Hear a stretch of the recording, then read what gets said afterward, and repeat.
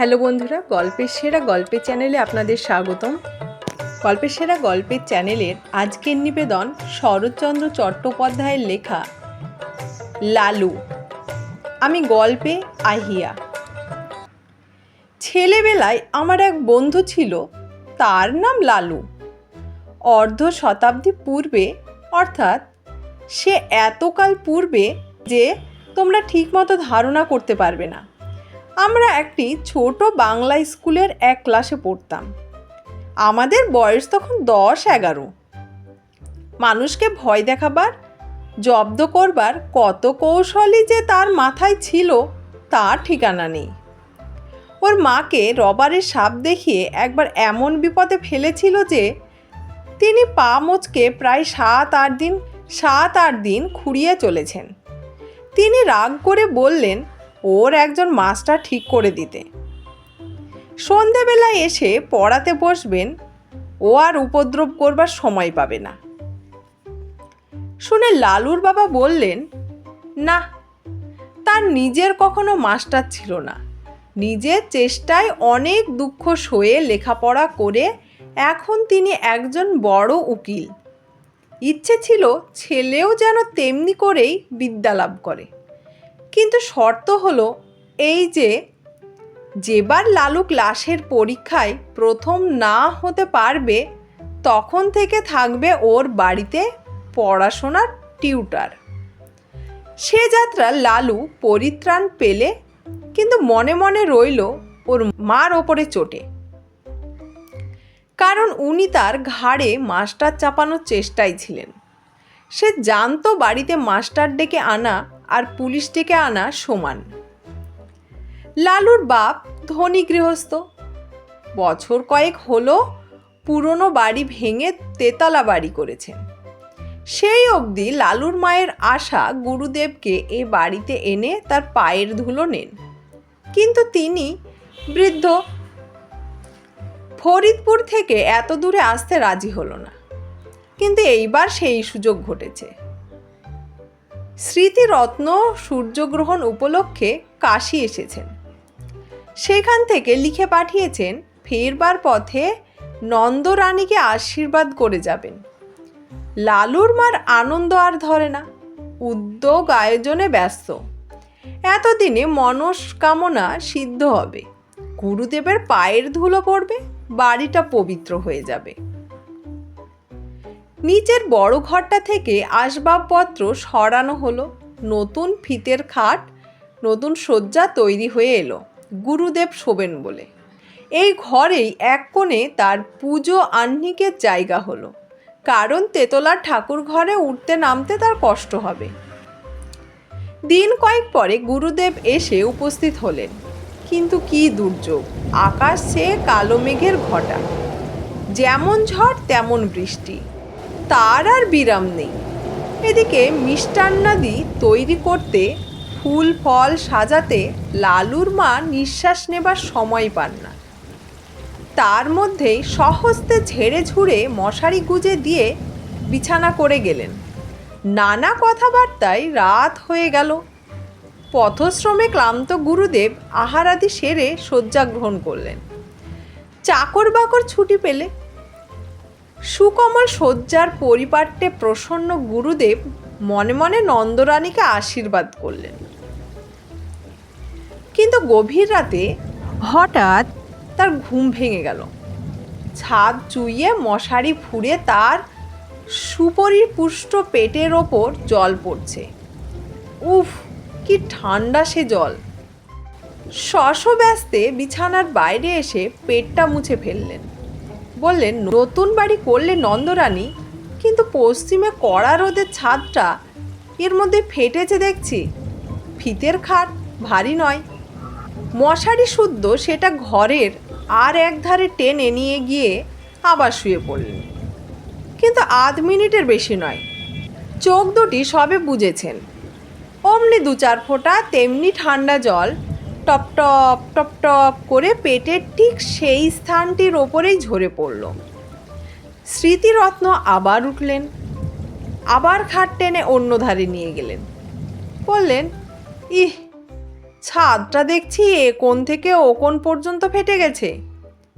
আবার শুলেন, আবার পেটের ওপরে জল ঝরে পড়ল। আবার উঠে পেটের জল মুছে খাটটা টেনে নিয়ে আর এক ধারে গেলেন, কিন্তু শোবা মাত্রই তেমনি জলের ফোঁটা। আবার টেনে নিয়ে আর এক ধারে গেলেন, কিন্তু সেখানেও তেমনি। এবার দেখলেন বিছানাটাও ভিজেছে, শোবার জন্যেই। স্মৃতিরত্ন বিপদে পড়লেন। বুড়ো মানুষ, অজানা জায়গায় দৌড় খুলে বাইরে যেতেও ভয় করে, আবার থাকাও বিপজ্জনক। কি জানি ফাটা ছাদ ভেঙে হঠাৎ মাথায় যদি পড়ে। ভয়ে ভয়ে দৌড় খুলে বারান্দায় এলেন। সেখানে লণ্ঠন একটা জ্বলছে বটে, কিন্তু কেউ কোথাও নেই, ঘোর অন্ধকার। যেমন বৃষ্টি তেমন ঝোড়ো হাওয়া, দাঁড়াবার জোকি। কোথায় চাকর বাকর, কোন ঘরে শোয় তারা, কিছুই জানেন না তিনি। চেঁচিয়ে ডাকলেন, কিন্তু কারো সাড়া মিলল না। একধারে একটা বেঞ্চি ছিল, লালুর বাবার গরিব মক্কেল যারা, তারাই এসে বসে। গুরুদেব অগত্যা তাতেই বসলেন। আত্মমর্যাদার যথেষ্ট লাঘব হলো, অন্তরে অনুভব করলেন, কিন্তু উপায় কি? উত্তরে বাতাসে বৃষ্টির ছাটের আমেজ রয়েছে, শীতে গা শিরশির করে। কোচার খুঁটটা গায়ে জড়িয়ে নিয়ে পা দুটি যথাসম্ভব ওপরে তুলে যথাসম্ভব আরাম পাবার আয়োজন করে নিলেন। নানাবিধ শ্রান্তি ও দুর্বিপাকে দেহ অবশ, মন তিক্ত, ঘুমে চোখের পাতা ভারাতুর। অনভ্যস্ত গুরুভোজন ও রাত্রি জাগরণে দু একটা অম্ল উদ্গারের আভাস দিলে উদ্বেগের অবধি রইল না। হঠাৎ এমনি সময় অভাবনীয় নতুন উপদ্রব। পশ্চিমের বড় বড় মশা দুই কানের পাশে এসে গান জুড়ে দিল। চোখের পাতা প্রথমে সাড়া দিতে চায় না, কিন্তু মন শঙ্কায় পরিপূর্ণ হয়ে গেল। কি জানি এরা সংখ্যায় কত? মাত্র মিনিট দুই অনিশ্চিত নিশ্চিত হলো। গুরুদেব বুঝলেন সংখ্যায় এরা অগণিত। সে বাহিনীকে উপেক্ষা করে বিশ্বে এমন বীরপুরুষ কেউ নেই। যেমন তার জ্বলুনি, তেমনি তার চুলকুনি। স্মৃতিরত্ন দ্রুত স্থান ত্যাগ করলেন, কিন্তু তারা সঙ্গ নিলে। ঘরের মধ্যে জলের জন্য যেমন, ঘরের বাইরে মশার জন্য তেমন। হাত পায়ের নিরন্তর আক্ষেপে, গামছার সঘন সঞ্চালনে কিছুতেই তাদের আক্রমণ প্রতিহত করা যায় না। স্মৃতিরত্ন এপাশ থেকে ওপাশে ছুটে বেড়াতে লাগলেন। শীতের মধ্যেও তার গায়ে ঘাম দিল। ইচ্ছে হলো ডাক ছেড়ে চেঁচান, কিন্তু নিতান্ত বালকোচিত হবে ভেবে বিরত রইলেন। কল্পনায় দেখলেন নন্দরানী সুকোমল শয্যার মশারির মধ্যে আরামে নিদ্রিত। বাড়ির যে সেখানে আছে পরম নিশ্চিন্তে সুপ্ত, শুধু তার ছুটোছুটিরই বিরাম নেই। কোথাকার ঘড়িতে 4টে বাজলো, বললেন, কামড়া বেটারা যত পারিস কামড়া, আমি আর পারিনি। বলেই বারান্দায় একটার কোণে পিঠের দিকটা যতটা সম্ভব বাঁচিয়ে ঠেস দিয়ে বসে পড়লেন। বললেন, সকাল পর্যন্ত যদি প্রাণটা থাকে তো এই দুর্ভাগা দেশে আর না। যে গাড়ি প্রথমে পাবো সেই গাড়িতেই দেশে পালাবো। কেন যে এখানে আসতে মন চাইতো না তার হেতু বোঝা গেল। দেখতে দেখতে সর্বসন্তাপহর নিদ্রায় তার সারা রাত্রির সকল দুঃখ মুছে দিলে। স্মৃতিরত্ন অচেতন প্রায় ঘুমিয়ে পড়লেন। এদিকে নন্দরানী ভোর না হতেই উঠেছেন। গুরুদেবের পরিচর্যায় লাগতে হবে। রাত্রে গুরুদেব জলযোগ মাত্র করেছেন, যদিচ তা গুরুতর, তবুও মনের মধ্যে ক্ষোভ ছিল। খাওয়া তেমন ভালো হয় নাই। আজ দিনের বেলা নানা উপচারে তা ভরিয়ে তুলতে হবে। নিচে নেমে এলেন, দেখেন দোর খোলা। গুরুদেব তার আগে উঠেছেন ভেবে একটু লজ্জা বোধ হলো। ঘরের মধ্যে মুখ বাড়িয়ে দেখেন তিনি নেই। কিন্তু এ কি ব্যাপার? দক্ষিণ দিকের খাট উত্তর দিকে। তার ক্যাম্বিসের ব্যাগটা জানালা ছেড়ে মাঝখানে নেমেছে। কোষাকুষি, আসন প্রভৃতি পূজা আহ্নিকের জিনিসপত্রগুলো সব এলোমেলো, স্থানভ্রষ্ট, কারণ কিছুই বুঝলেন না। বাইরে এসে চাকরদের ডাকলেন, তারা কেউ তখন ওঠেনি। তবে একলা গুরুদেব গেলেন কোথায়? হঠাৎ দৃষ্টি পড়ল, ওটা কি? এক কোণে আলো অন্ধকারে মানুষের মতো কি একটা বসে না? সাহসে ভর করে একটু কাছে গিয়ে ঝুঁকে দেখেন তার গুরুদেব। অব্যক্ত আশঙ্কায় চেঁচিয়ে উঠলেন, ঠাকুরমশাই, ঠাকুরমশাই! ঘুম ভেঙে স্মৃতিরত্ন চোখ মেলে চাইলেন। তারপরে ধীরে ধীরে সোজা হয়ে বসলেন। নন্দরানী ভয়ে, ভাবনায়, লজ্জায় কেঁদে ফেলে জিজ্ঞাসা করলেন, ঠাকুরমশাই, আপনি এখানে কেন? স্মৃতিরত্ন উঠে দাঁড়িয়ে বললেন, সারা রাত দুঃখের আর পারছিল না যে মা। কেন বাবা? নতুন বাড়ি করেছ মা, কিন্তু ছাদ কোথাও আর আস্ত নেই। সারা রাতের বৃষ্টি বাদল বাইরে তো পড়েনি, পড়েছে আমার গায়ের ওপর। খাট টেনে যেখানে নিয়ে যায় সেখানেই পড়ে জল।